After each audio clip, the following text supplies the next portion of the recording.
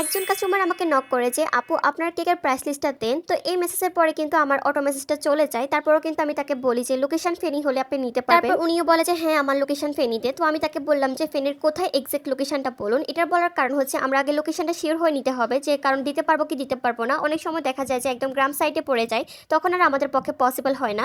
তো যাই হোক, উনি আমাকে রিপ্লাই করে যে কেকের প্রাইস লিস্ট চেয়েছি, আপনি লিস্টটা দেন, লোকেশন আমি পরে বলবো। তো মেসেজটা পেয়ে আমার কেন জানি একটু ডাউট হলো। যাই হোক, তারপর তাকে আমি আমার প্রাইস লিস্টটা দিয়ে দিই অ্যান্ড সে আমাকে একটা কেকের ছবি পাঠিয়ে বলে যে এটা কি 2 পাউন্ড করে দিতে পারবেন, আর কত টাকা আসবে, এখানে যে টপারগুলো আছে এগুলো প্রাইস কত আর নাম। তো আর কি, তাকে আমি ধরেই পেলাম সে কেন আমাকে ফার্স্টে লোকেশন দিতে চাচ্ছিল না এবং প্রাইস লিস্ট জানতে চেয়েছে আগে। তার প্রোফাইল ভিজিট করে দেখলাম যে একদম বড় করে লেখা ছিল ওনার অফ অমুক পেজ, যাকে বেচারি মনে হয় আগে এমন কাজ করেনি, ফার্স্ট টাইম করতে পেরেছিল। যাই এইসব মেসেজের পরেই কিন্তু আমি বুঝতে পেরেছি আসলে তার প্রথম মেসেজ পেয়ে আমি এমনিতেই ডাউট হয়েছিলাম, কারণ র্যান্ডম কাস্টমাররা কিন্তু আমরা যা বলি তাই দেয়, কারণ তারা জানে এক এক পেজের এক এক রুল। আর হ্যাঁ, যেহেতু আমার এটা কেক বেস পেজ, প্রোডাক্টস নয়, তাই আগেই আমাকে লোকেশনটা শিওর হয়ে নিতে হয়।